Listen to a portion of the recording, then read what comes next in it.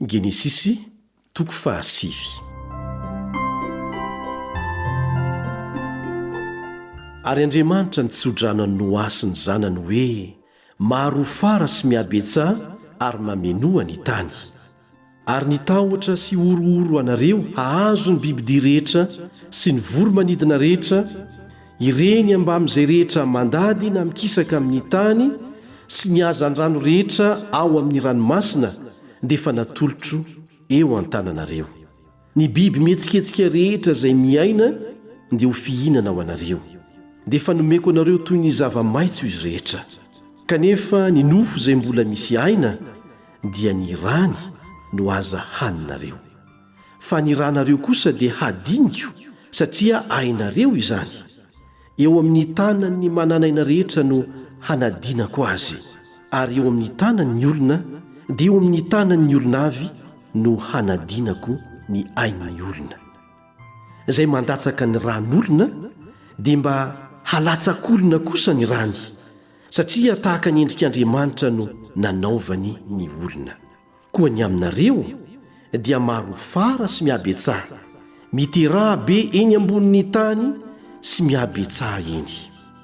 Ary Andriamanitra niteny tamin'ny Noa sy tamin'ny zanany izay niaraka taminy ka nanao hoe, indro izaho efa nanorona ny fanekeko aminareo sy amin'ny taranakareo mandimby anareo sy amin'ny zava-mananaina rehetra eo aminareo, na ny vorona, na ny biby fiompy, na ny bibidia rehetra eo aminareo, izay rehetra nivoaka avy tao anatin'ny samby fiara dia ny biby samy hafa rehetra.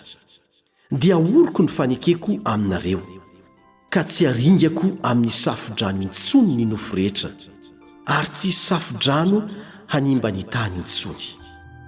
Ary hoy Andriamanitra, izao ny famantarana ny fanekena izay ataoko ho amiko sy ho aminareo mba amin'ny zava-mananaina rehetra eo aminareo hatramin'ny taranaka fara mandimby. Ny havako efa napetrako eo amin'ny rahona ho famantarana ny fanekena ho amiko sy ho amin'ny tany. Ary raha nampiangona ny rahona eo ambonin'ny tany aho, ka hita eo amin'ny rahona ny havana, dia ho tsarovako ny fanekeko izay ho amiko sy ho aminareo mba amin'ny zava-mananaina, dia ny nofo rehetra, ary tsy hisy safodrano handringana ny nofo rehetra intsony.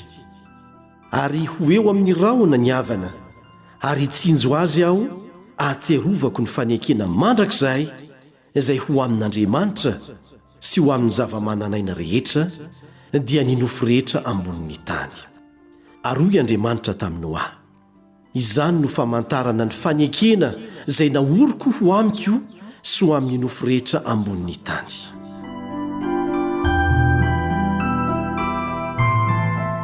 Ny nataon'izy telo mirahalahy zanako Noa sy ny teny namina ny andrainy azy avy.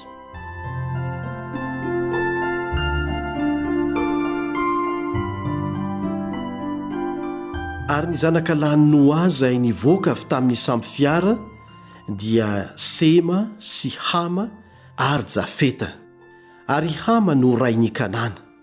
Ireo telo lahy ireo no zanak'i Noa, ary avy tamin'ireo no nielezan'ny olona tambonin'ny tany rehetra.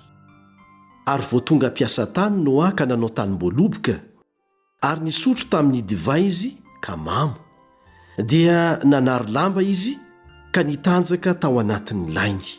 Ary hitan'ny Hama rain'i Kanana ny fitanjahan'ny rainy, dia nambarany tamin'ny rahalahiny roa lahy teo ivelany.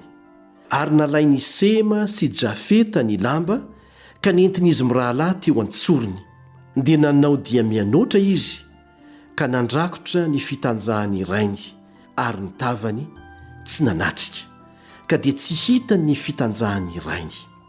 Dia nahatsiaro Noa rehefa afaka ny hamamony, ka nafantatra izay efa nataony zanany faralahy taminy, dia hoy izy, ho voaozona ne Kanana, ho tena andevo ny rahalahiny izy.